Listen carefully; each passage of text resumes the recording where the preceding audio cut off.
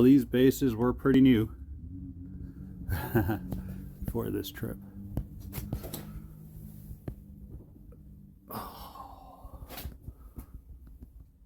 Mine aren't quite as dead as the kids. That's a nice one there. Well, got some repairs ahead of us. So before we start on these skis, we're gonna have to go into our bin here, see what supplies we have. Got an old iron that's gonna come in handy. We're gonna do some hot wax later on. Gonna need some rags, some base cleaner is important.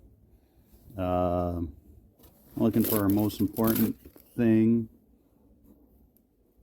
is, there it is, P-Tex candles. So that's what we're going to use to fill in the holes on the base with. And that's really all we have. Oh, actually these come in handy. It's kind of ancient. These actually hold the brakes on your bindings back. Slip them in here so they don't get in the way. Only problem is these are pretty ancient. Worked great with my old Atomic Arc 195s that were much thinner than this, but aren't going to work so good for these. So we don't need that, but we're going to come up with another solution for that. I think that's about it. Oh, this is kind of handy to have. Not for today, but if you got kids, you know, you might see parents out there with fancy leashes and harnesses. Don't need any of that. Here we have just some simple rope that you can cut off of a line of rope you have already. Piece of doweling, tape that all up.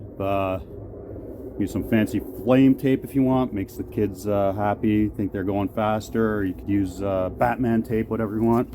Make it fun, but basically, you can put this around your kid's waist, grab onto the handle, hold on to them, they're not getting away from you. You hit the flats too, you can switch it around, they hold onto that like a ski rope and you can just tow them. You know, just throw it around their waist, works great. And, there you have it. I think we got the tools we need for the job. And I'm going to go back on something I said before.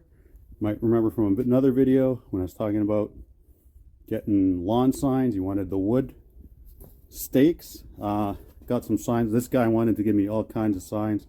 Don't know who he is, don't know what he stands for, but got lots of signs from him. But they came with these no wood stakes, and I thought, oh crap, what am I going to do with this? That's no good. But today we're going to use this. So here we go. Just going to cut a piece of this off, and what we're going to do is use that to hold these brakes back. Okay, so you're going to see it taking this out. Got my wire here.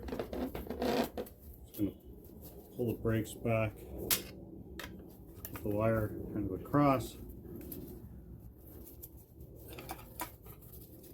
I can bend that around a bit, and a bit of a struggle, but there we go. Alright, so I got the skis set up in the bench. What I'm going to do first is take a blade, and there's some chunks that are still on here. I kind of scrape those down. Just kind of get a nice clean rut here to work on. It's a big long one going all the way down there. Next thing you want to do, take some cleaner. Spray that on. Give it a good wipe.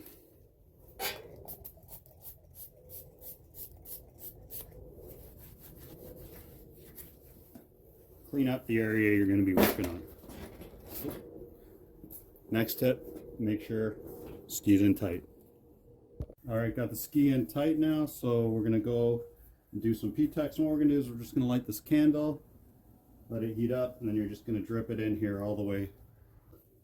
I'm going to try just lighting the regular lighter for now, see if we can get that going.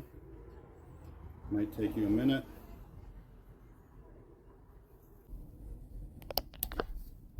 Okay, so I didn't get some good videos there, so I can do a bit of a close-up here.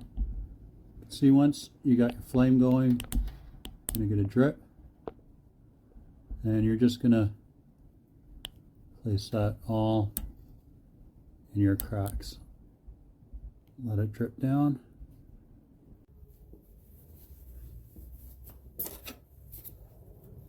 Okay, so to scrape off the excess, I've got a blade we can use here. Or you can just use a scraper as well. So I'm just going to go ahead and scrape that down. Alright, I'm not going to lie here, we got the video evidence that kind of made a mess of some of this. Had a little too much heat on that candle, burnt it, so left a bit of a mess here. Did a lot of scraping. Didn't think you'd want to see that, so just let you know I scraped it off. I'm going to give it another clean now. But the good news is we do have our ruts filled in. Probably could do with a bit more scraping. What I'm going to do next though is just take our iron here. Just want to find an old iron. Ideally wouldn't have holes in it. This one does. I don't know, there's no ski wax setting, so I just cotton's probably too much. Set it to wool. Low, medium. What we're going to use this for is just melting some of that excess down too. Get it right in there. On the base, you don't want it too hot. And then we're going to just take some wax and run that over as well. Reminds me of a time when I was in Whistler visiting with my wife, girlfriend at the time, staying with my buddies who were living out there. She wanted to iron her blouse. We're probably going out, going to Garfinkel's or something. Well, probably not Garfinkel's, but anyways, going out. She's like, "You guys have an iron?" They're like, "Of course we have an iron." Gave her the iron. She's like, "Why is there wax all over this?" And everyone's like, "Of course there's wax all over it. What else do you do with an iron?" Anyways, so, you know, you got an old iron, don't throw it out. Got one without holes in it, even better. So I've decided, since I got the wax and iron out, kind of clean this base up. Got it filled. I'm going to go ahead and actually give it a quick layer of wax here. So simply strip the wax on, do a little section, spread that out. This is where a little trick here came in handy.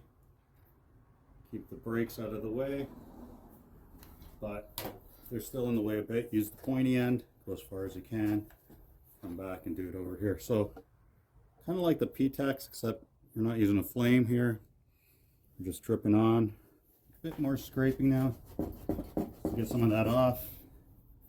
And get some of the burnt stuff on the base off. Unfortunately, in the rut, it's going to stay dark like that. What are you going to do? Looks like a bit of a scar.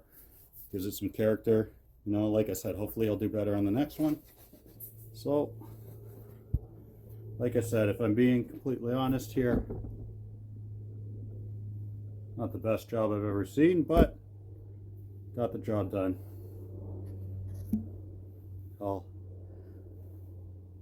I'll send a message to my son, tell him skis are all done. I'll slab them together.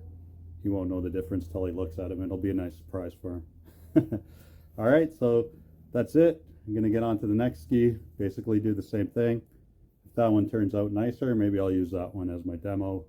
Probably just stick with this one because, hey, just goes to show you not every job comes out perfect. Doesn't mean you shouldn't try it.